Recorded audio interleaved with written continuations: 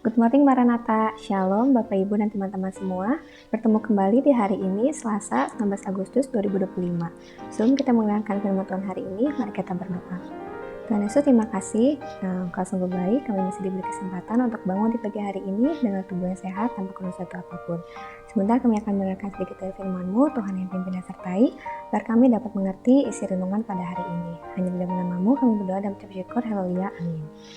Tema renungan hari ini adalah tidak taat pada hukum, yang diambil dari Kisah Para Rasul 7 ayat 44-53. Saya akan membacakan ayatnya ke-53. Kamu telah menerima hukum Taurat yang disampaikan oleh malaikat-malaikat, akan tetapi kamu tidak menurutinya. Tajam ke bawah tetapi tumpul ke atas. Itulah ungkapan di mana kondisi hukum tidak ditegakkan untuk segenap lapisan warga negara. Hukum itu efektif bagi warga biasa, namun kurang efektif dalam menangani kasus yang terkait orang-orang elit atau tokoh tertentu. Hal ini tentu menimbulkan kekurang percayaan publik terhadap lembaga peradilan atau bahkan terhadap lembaga pemerintahan. Akibatnya, orang-orang tidak percaya hukum dan cenderung untuk melanggar peraturan.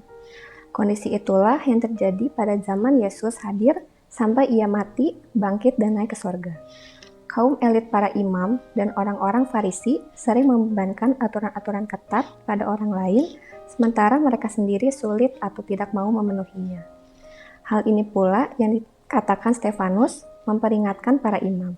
Ia menyoroti ketidaktaatan yang berulang dalam sejarah Israel, mulai dari para leluhur hingga generasi mereka sendiri. Ketidaktaatan berjamaah tersebut merupakan sebuah ironi yang menyedihkan.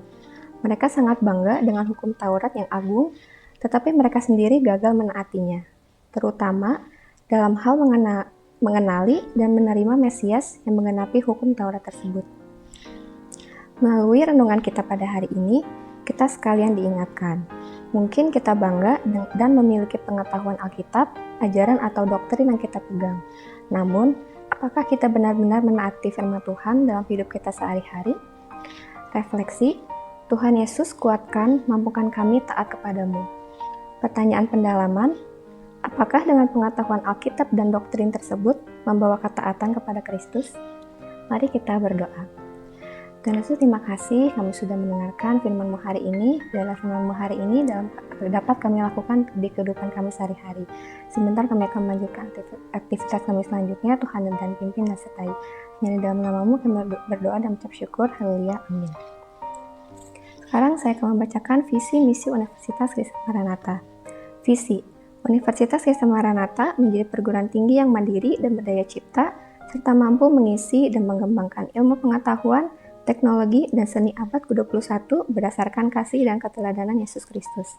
Misi, mengembangkan cendekiawan yang andal, suasana yang kondusif, dan nilai-nilai hidup Kristiani sebagai upaya pengembangan ilmu pengetahuan, teknologi, dan seni dalam penyelenggaraan tridharma perguruan tinggi.